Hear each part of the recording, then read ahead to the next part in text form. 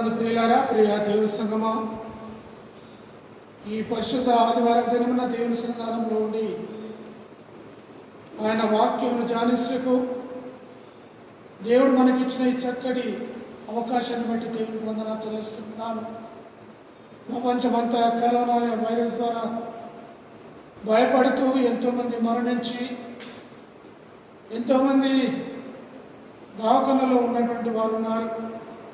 మరి వారికంటే మన శ్రేష్టం కాదు, కానీ దేవుని యొక్క ఉచితమైనటువంటి కృపను బట్టి ఈ స్థితిలో ఉన్నామని జ్ఞాపకం చేసుకొని దేవునికి వందనాలు చెల్లిస్తున్నాం. వీళ్ళారా, మరి ఈతలో మనం సిఎస్ఐ అంశం ప్రకారం మనం ధ్యానం చేసుకున్నటువంటి అంశం పరిశుద్ధాత్మ రమ్ము సర్వసృష్టిని నూతనపరచు. పరిశుద్ధాత్మ రమ్ము సర్వసృష్టిని నూతనపరచు. Come holy spirit transform the whole creation. Come holy spirit transform the whole creation అనే అంశం ధ్యానం చేసుకుంటాం. పిల్లలు, ఏంటి అసలు ఈ పరిశుద్ధాత్మ ఎక్కడికి రావాలా, దేనిని నూతనపరచాలా అని అనుకున్నప్పుడు మరి పిల్లలు ఇదిని మనం పెంతెకోస్తు సండే కూడా అనొచ్చు. దీనిని మరి పెంతెకోస్తు పండుగ జరుపుకునేటప్పుడు ముఖ్యంగా యూదుల యొక్క ఆచారం ప్రకారం వాళ్ళు చాలా పండుగలు జరుపుకున్నారు. వాటిలో మరి సబ్బాతును ఆచరించేటటువంటి పండుగ పస్కా పండుగ, పెంతెకోస్తు పండుగ, ఊరల పండుగ, ప్రాయచిత్తార్థ పండుగ, వర్ణశాలల పండుగ, మరి ఇవన్నీ కూడా జరుపుకునేటువంటి సమయంలో ముఖ్యంగా వారు జరుపుకునేటువంటి పండుగలు చాలా ముఖ్యమైనటువంటి పస్కా పండుగ, పెంతెకోస్తు పండుగ, వర్ణశాలల పండుగ. మరి పిల్లల యొక్క సమయంలో పెంతెకోస్తు పండుగ నాడు యూదుల యొక్క ఆచార ప్రకారం 20 సంవత్సరముల పైబడిన వారందరూ ప్రపంచంలో ఎక్కడ ఉండరు, వాళ్ళందరూ తప్పకుండా యెరూషలేమునకు వచ్చి దేవునికి కృతజ్ఞతాస్తుతులు చెల్లించి, ఎందుకంటే ఈ యొక్క పెంతెకోస్తు అనేటువంటి పండుగని ఏమన్నారంటే వారంలో పండుగ గాను, మరి అది కాకుండా కృతజ్ఞతల స్తుతి చెల్లించుకునే పండుగ గాను, మరి జీవిత కాల పండుగ గాను వారు పరిగణించినారు. కాబట్టి ప్రతి ఒక్కరు వచ్చి కృతజ్ఞతాస్తుతి చెల్లించుకుంటారు. ఈ దినంలో పరిశుద్ధాత్మ సంఘం పైకి దిగి వచ్చిందని, కాబట్టి ఆ పరిశుద్ధాత్మ ద్వారా ప్రతి ఒక్కరు దేవుని యొక్క ఆశీర్వాదం పొందినారని, కాబట్టి అందును బట్టి ఈ యొక్క పెంతెకోస్తు అనేటువంటి మాట మరి గ్రీక్ మాటలో దీంట్లో ఏమన్నారంటే 50 అనే మాట. 50 ఏంటి అనగా ఏదైతే పస్కా పండుగ జరిగిన 7 వారముల తర్వాత పెంతెకోస్తు పండుగ జరగాలి. మరి అది కాకుండా ఈ యొక్క యేసు ప్రభు పునరుత్థానం తర్వాత మరి 50 దినములకు ఈ యొక్క పరిశుద్ధాత్మను సంఘం పైన కుమ్మరించాడు. కాబట్టి అందుకు దీని యొక్క ప్రత్యేకమైనగా పరిగణించారు. కావున పరిశుద్ధాత్మరము ప్రతి ఒక్కరి మరి సర్వ సృష్టికి నూతనపరచుకునేటువంటి మాటను జ్ఞాపకం చేసుకున్న ప్రియులరా, మేడగదిలో యెరూషలేము నందు 120 మంది ప్రార్థన చేస్తున్నారు. మరి ఆ సమయంలో ప్రియులరా, మనం చదువుకున్నటువంటి పత్రికల పాఠంలో అపోస్తలుల కార్యముల గ్రంథం 2వ అధ్యాయం 1వ వచనంలో పెంతెకోస్తు దినమున పరిశుద్ధాత్మ దిగి వచ్చును అన్నారు. కావున ఈ 120 మందిని మరి వారు దేవుని యొక్క ఆత్మ చేత నింపబడినప్పుడు మరి వారు అన్య భాషలతో మాట్లాడడం, మరి వారి ద్వారా దేవుని యొక్క సన్నిధానంలో ఎంతోమంది జీవితాల్లో ఒక నూతనత్వం రావడం, ప్రతిగా కూడా ప్రియులారా ప్రతి ఒక్కరూ దేవుని యొక్క సన్నిధానంలో పశ్చాత్తాపడాలని, మరి కాకుండా నశించిపోతున్నటువంటి వారు పాపము మరి నీతి అంతకాకుండా తీర్పు అనేటువంటి దాంట్లో ఒప్పుకోవడం అనగా పాపంలో ఒప్పుకొని దేవుని బిడ్డలుగా లోకంలో బ్రతకాలని, మరి అది కాకుండా దేవుని యొక్క సన్నిధానంలో ప్రతి వారు ప్రతి జాతి రక్షించబడాలని మరి పరిశుద్ధాత్మ దేవుని యొక్క కార్యం మరి ఈ లోకానికి పంపడం జరిగింది. కావున పిల్లల ఈ పరిశుద్ధాత్మ మరి ఎందుకు సర్వ సృష్టికి అవసరమై ఉన్నదన్నప్పుడు మరి పిల్లల సార్వత్రిక సంఘం ఏర్పడి మానవుల జీవితానికి ఒక నూతనత్వం రావడం, మరి అవన్నీ కూడా చూసుకున్నప్పుడు దేవుని సన్నిధానంలో జరుగుతున్నాయని జ్ఞాపకం చేస్తాం. కావున పరిశుద్ధాత్మ సర్వ సృష్టిని నూతనపరచడానికి గల కారణం ఏంటంటే మొదటిది ఏంటంటే మరి పరిశుద్ధాత్మ ద్వారా సర్వ సృష్టికి నూతన హృదయంను నూతన మరి మనస్సును దయచేస్తారని దేవుడు వాక్యం జ్ఞాపకం. ఎందుకొరకు అనగా ఇది నేను చదువుకున్నటువంటి పాత నిబంధన పాఠం యెహెజ్కేలు గ్రంథం 36వ అధ్యాయం 25, 26 వచనం నుంచి మనం చదువుకున్నప్పుడు యెహెజ్కేలు గ్రంథం 36వ అధ్యాయం 25, 26 వచనం చూసినప్పుడు మీ అపవిత్రత యావత్తు పోవునట్లు నేను మీ మీద శుద్ధ జలమును చల్లుదును, నూతన హృదయమును మీకు ఇచ్చేదను, నూతన స్వభావం మీకు కలుగజేసేదను, రాతి గుండె మీలో నుండి తీసివేసి మాంసం గుండెను మీకు ఇచ్చేదను. ప్రియులరా, ఇశ్రాయేలు యొక్క భౌతిక జీవితాన్ని జ్ఞాపకం చేశారు.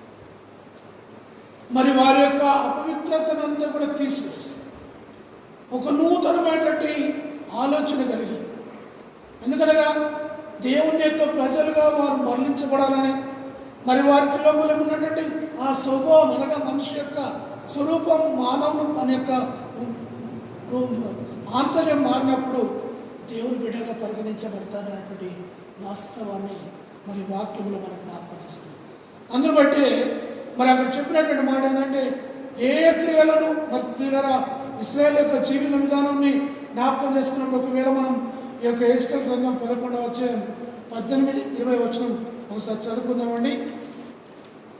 యెహెజ్కేలు గ్రంథం 11వ అధ్యాయం మరి ప్రవక్త ద్వారా దేవుడు ఏం మాట్లాడుతున్నాడు అనుకున్నప్పుడు 18 నుంచి 20 వరకు వారు అక్కడికి వచ్చి అక్కడ తాము ఉంచి ఉన్న విగ్రహములను తీసివేసి తాము చేసి ఉన్న ఏ క్రియలు చేయుట మానుదురు. తాము చేసిన ఏ క్రియలు మానుదురు. వారు నా కట్టడలను నా విధులను గైకొన్నట్లు నేను వారి శరీరంలో నుండి రాతి గుండెను తీసివేసి వారికి మాంసపు గుండెను ఇచ్చి వారికి ఏక మనసు కలుగజేసి వారి యందు నూతన ఆత్మను పుట్టిందును. అప్పుడు వారు నాకు జనులయ్యుందురు, నేను వారికి దేవుడనయ్యుందును. అనగా దేవుని యొక్క నిబంధన ఏమంటాడంటే వారి లోపల ఒకవేళ ఏ క్రియలు తీసివేసి మరి వారు దేవుని బిడ్డలుగా పరిగణించబడితే నా కట్టడలను నా విధులను అనుసరించి కైకొని శరీరంలో నుండి రాతి గుండెను తీసివేసి మాంసం గుండెను వారికి ఇచ్చి ఏమంటాడంటే ఏక మనసు గల వారు ఉండాలని, ఏక ఆత్మ నూతన ఆత్మతో మరి ఉండాలని జ్ఞాపకం చేస్తారు. కాబట్టి ప్రియులరా, దేవుని యొక్క పరిశుద్ధాత్మ యొక్క ప్రాముఖ్యత ఏంటంటే మన లోపల నూతనమైనటువంటి ఆత్మ కావాలని, ఏక మనసుతో మనం దేవుని బిడ్డలుగా పరిగణించబడాలని, అనగా ఈ రాజగుండ లాంటి మా యొక్క మనస్తత్వాన్ని తీసివేసి పగ, ఈర్ష్య, దేశాలతో కూడినటువంటి అలవాట్లన్నింటినీ కూడా దూరపరచుకోవాలి. మన నూతన హృదయం, ఎందుకనగా వారు నాకు ప్రజల యందును నేను వారికి దేవుడునై యందును అనేటువంటి వాగ్దానం ప్రార్థిస్తాను. కావున మనమందరం దేవుని బిడ్డలుగా పరిగణించబడాలన్నప్పుడు, దేవుని యొక్క కుమారులుగా కుమార్తెలుగా మరి ముద్రించబడాలన్నప్పుడు తప్పకుండా మనలో ఉన్నటువంటి ఆ యొక్క రాతి గుండెను తీసేస్తాం. మరి మాంసం గుండెను అనగా మంచి మనసు, మంచి ఆలోచన, మంచి జీవన విధానం కావాలని దేవుడు కోరుకుంటున్నాను. అందుకంటే పరిశుద్ధ పౌలు అన్నాడు, వీళ్ళరా రోమపత్రికలో 8వ అధ్యాయంలో మరి 5, 6 వచనం చదువుకున్నప్పుడు అక్కడ ఏమంటాడంటే రోమపత్రిక 8వ అధ్యాయం 5, 6 వచనాన్ని ఒకసారి చూసుకున్నప్పుడు శరీరానుసారులు శరీరం మీద మనసునంతులు, ఆత్మానుసారులు ఆత్మ మీద మనసునంతులు. శరీరానుసారమైన మనసు మరి ఆత్మానుసారమైన మనసు మరి ప్రియులరా, శరీరానుసారమైన మనసు మరణం, ఆత్మానుసారమైన మనసు జీవమును సమాధానమై ఉన్నది అని రాయబడి. కాబట్టి ఎవరమైతే పరిశుద్ధాత్మ చేత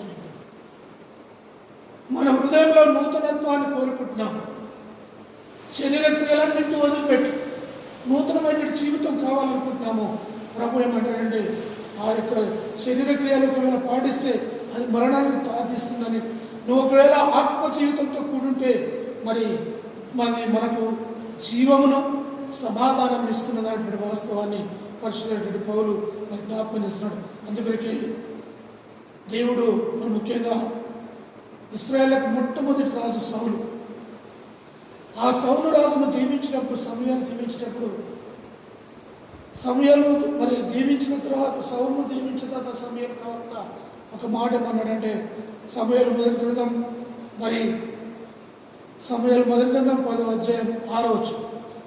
సమయాలు మొదటి గ్రంథం 10వ అధ్యాయం 6వ వచనం ఏమంటాడంటే, మనుషుని యొక్క జీవితంలో ఏం కోరుకుంటున్నాడు, ఒక రాశిలో లేకపోతే ఒక వ్యక్తిలో దేవుడు ఏం కోరుకుంటున్నాడు అనుకున్నప్పుడు ప్రియులారా, సమయాలు మొదటి గ్రంథం 10వ అధ్యాయం 6వ వచనం. యెహోవా ఆత్మ నీ మీదికి బలముగా దిగివచ్చును. యెహోవా ఆత్మ నీ మీదికి బలముగా దిగివచ్చును. నీవు వారితో కలిసి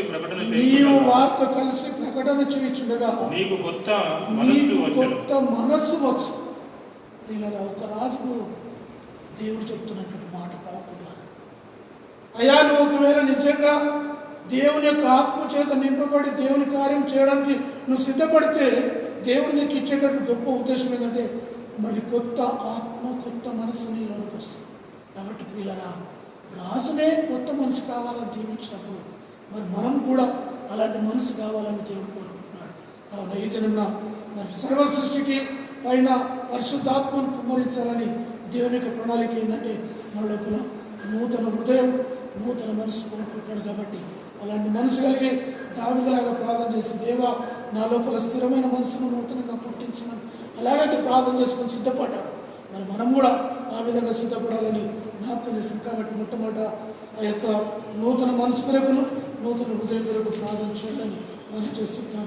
రెండవది ఏంటంటే పరిశుద్ధాత్మ సర్వ సృష్టిపై రావాలంటే మరి నూతన సంఘం ఏర్పడింది, న్యూ చర్చ్. ఎందువరకు నూతన సంఘం అన్నప్పుడు ఇతను చదువుకున్నటువంటి పత్రికల పాఠం అపోస్తల కార్యముల గ్రంథం 2వ అధ్యాయం 4వ వచనంలో ఒక మాట రాబడింది. అపోస్తల కార్యముల గ్రంథం 2వ అధ్యాయం 4వ వచనం ఒకసారి చదువుకుందామండి. అందరూ పరిశుద్ధాత్మతో నిండిన వారై ఆ ఆత్మ వారికి వాక్శక్తి అనుగ్రహించిన కొలది అన్య భాషలతో మాట్లాడసాగి. నూతన సంఘానికి పరిశుద్ధాత్మ ఉన్నది. కారణం ఏంటంటే అందరూ పరిశుద్ధాత్మతో నిండిన వారే. ఎవరు కూడా మరి వారితో వీళ్ళని ఎక్కడ లేదండి. ప్రతి ఒక్కరు దేవుని నామంలో ప్రార్థన చేస్తారు. యేసుప్రభు యొక్క పునరుత్థానాన్ని చూస్తూ అనుభవించినటువంటి ప్రతి ఒక్కరిపైన పరిశుద్ధాత్మ కుమ్మరించారు. కాబట్టి అన్ని దేశాల నుంచి వచ్చినారు, అన్ని ప్రాంతాల నుంచి వచ్చినారు. మరి వాళ్ళందరూ వాళ్ళ భాషల నుంచి మా ప్రార్థన చేస్తారు. కనుక అక్కడ జరిగినటువంటి పరిస్థితి ఏంటంటే వారి లోపల మరి ప్రియుగా అన్య భాషలతో మాట్లాడి మరి ఒకరికొకరు వారి నూతన సంఘంగా ఏర్పడుతున్నట్లు కనబడుతుంది. కాబట్టి ప్రియులగా ఈ విధంగా దేవుని సంఘానికి వచ్చినట్టు మనం జ్ఞాపకం చేసుకోవాల్సింది ఏంటంటే అలనాడు యోవేలు ప్రవక్త ద్వారా దేవుడు పలికిన మాట. యోవేలు ప్రవక్తను మనం యోవేలు గ్రంథం 2వ అధ్యాయంలో జ్ఞాపకం చేసుకున్నప్పుడు మరి ప్రియులగా తాను చెప్పినటువంటి మాటలు ఒకసారి జ్ఞాపకం చేసుకున్నప్పుడు యోవేలు గ్రంథంలో 2వ అధ్యాయంలో 18 మరి 28-29 వచనంలో మీ కుమారులను మీ కుమార్తెలను సంవత్సరంలో చెప్పుదురు, మీ ముసలివారు కలలు కందురు, మీ యవనస్తులు దర్శనంలో చూతురు.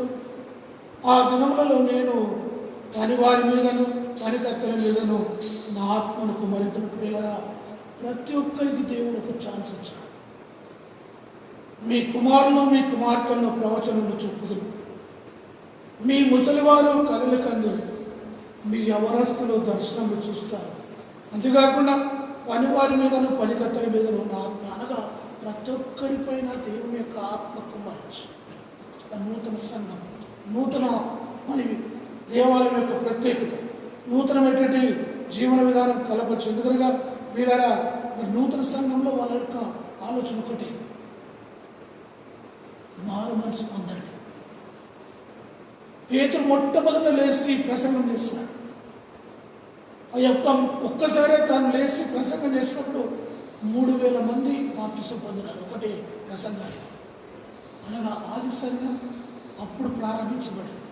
ఆ 3000 మంది బాప్తిసం పొంది వాళ్ళు చేసినటువంటి పని ఏంటి అని అనుకున్నప్పుడు వీళ్ళరా ఈ అపోస్తల కార్యముల గ్రంథంలోనే మనం ఒక మాట మనం చూసుకున్నప్పుడు అక్కడ చెప్తున్నటువంటి 4వ అధ్యాయంలో మరి 32వ వచనం ఇంత 33 వచ్చి చదువుకున్నప్పుడు వారందరూ దేవుని యొక్క సన్నిధానంలో ఏం చేస్తున్నారు, ఏ విధంగా ఉంది అని అనుకున్నప్పుడు అపోస్తలుల కార్యముల గ్రంథం 4వ అధ్యాయం 32-33 వచ్చింది. విశ్వసించిన వారందరూ ఏక హృదయమును ఏక ఆత్మయు గలవారై ఎవడును తనకు కలిగిన వాటిలో ఏదియు తనదని అనుకొనలేదు.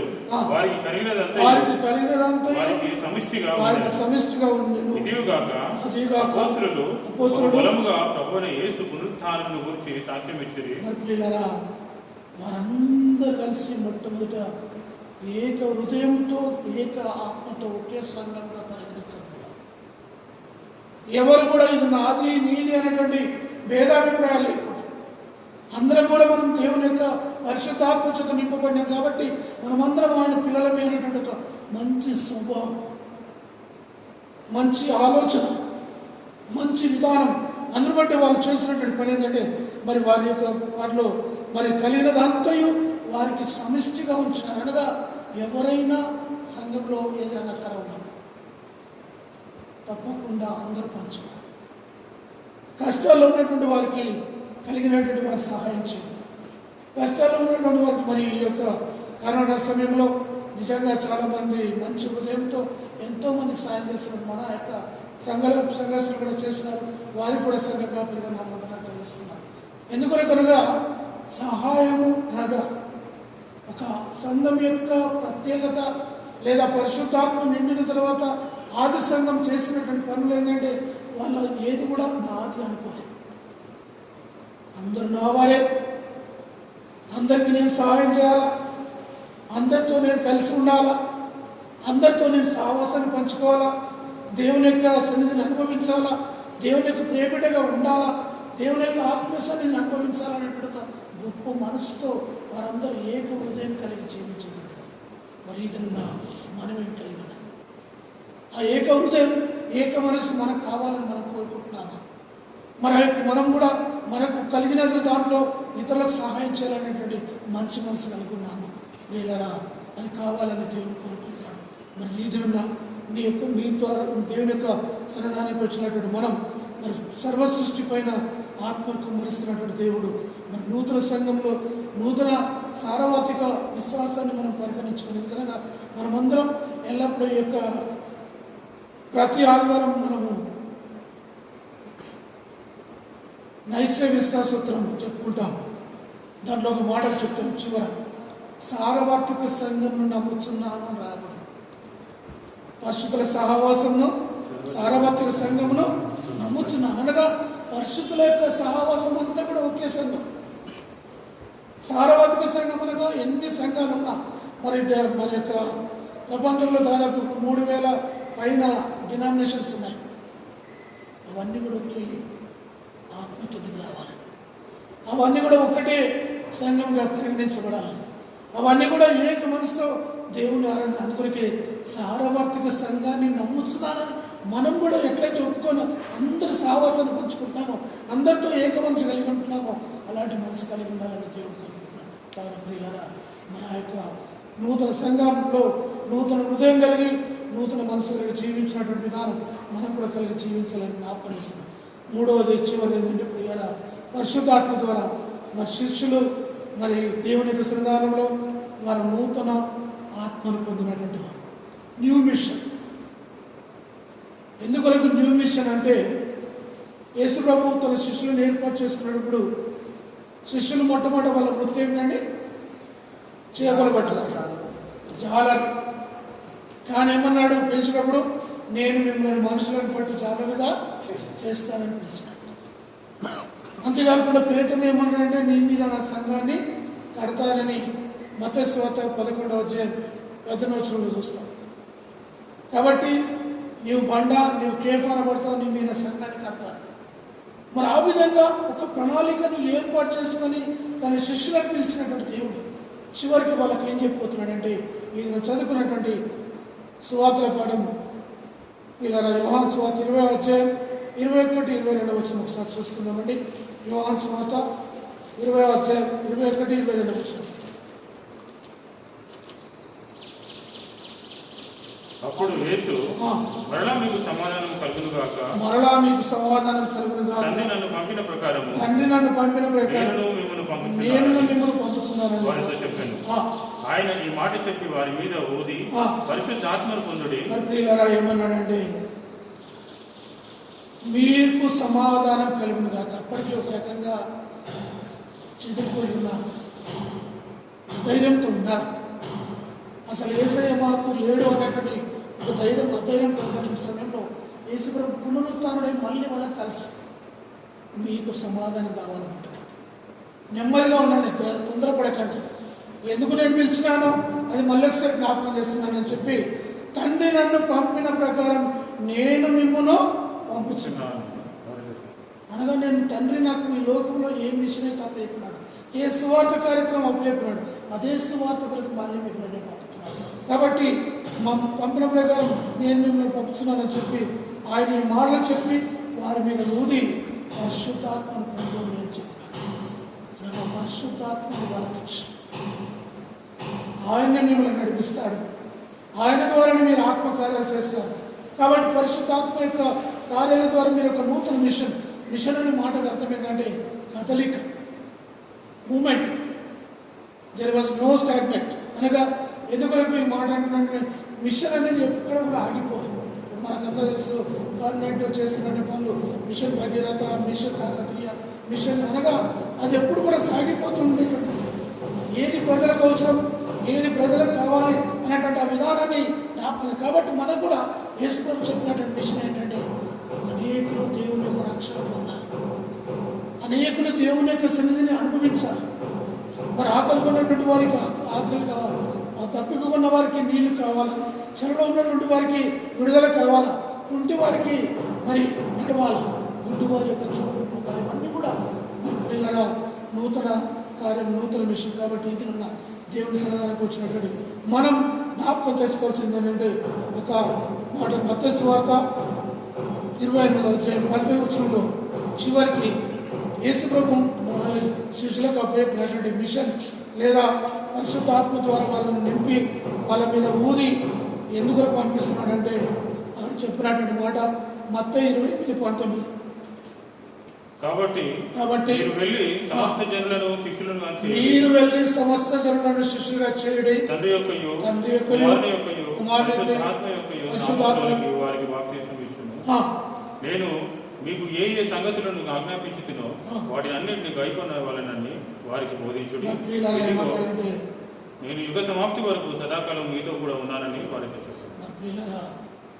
యుగ సమాప్తి వరకు నేను మీతో ఉన్నాను, కానీ అంతకంటే ముందు మీరు చేయవలసిన పని ఏంటంటే సమస్త జనులను శిష్యులుగా చేయండి, తండ్రి యొక్కయు కుమారుని యొక్కయు పరిశుద్ధాత్మనామములో బాప్తిస్మం ఇవ్వండి.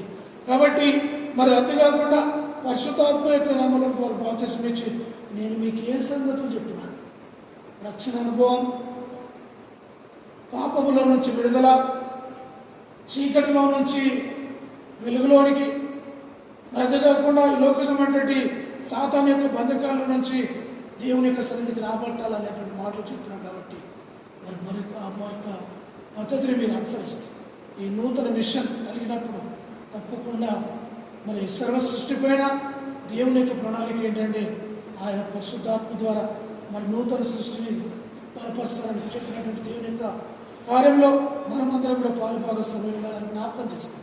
మరి యేసు ప్రభు సిలువను పోయడం గల కారణం ఏంటంటే అందరికీ మాదిరి చూపెట్టాడు,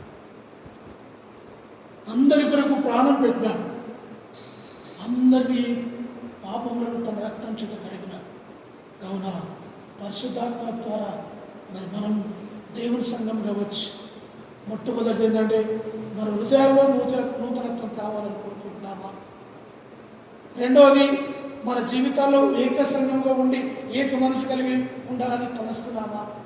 మూడవది మరి మనకు ఉన్నటువంటి మిషన్ ఏంటంటే అనేకులను ప్రభు సరదానికి కాబట్టి మనం పొందినటువంటి రక్షణ అర్థమైన జీవితం మరి అనేకులకు చెప్పడానికి నీవు నేను సాక్షిగా ఉంటామని సిద్ధపడుతున్నాము. ఒకసారి జ్ఞాపకం చేస్తాను.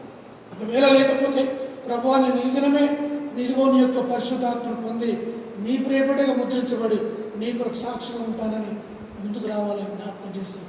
అలాంటి కృప పరిశుద్ధాత్మ దేవుడు మన పైన మన సంఘం పైన లోకమంతటి పైన కుమరించి మరి అనేక మంది ఈ యొక్క కరోనా చేత బాధపడుతున్న సమయంలో దుఃఖిస్తున్నటువంటి కుటుంబాలకు ఆదరిస్తున్నటువంటి బిడ్డలకును వైద్య పరిచర్య చేస్తున్నటువంటి వారికి మరి అది కాకుండా పోలీస్ డిపార్ట్మెంట్ వారి అందరికీ పారిశుద్ధ కార్మికులకు కూడా దేవుని పేరిట వందనాలు చెల్లిస్తూ దేవుడు తన ఆత్మీయ కార్యాలు ఇంకా జరిగించుకుంది అనేకులు. ఎందుకనగా భయంకరమైన పరిస్థితులు మన యొక్క ఇండియాలో కూడా మరి ప్రారంభించబడుతున్నాయి. కాబట్టి ఈ సమయంలోనే దేవుని యొక్క పరిశుద్ధాత్మ చేత నింపబడి దేవుని యొక్క మిషన్లో మనమందరం పాలుభాగస్తం అవుతాం. దేవుడు సహాయం చేయను కాక. ఆమేన్.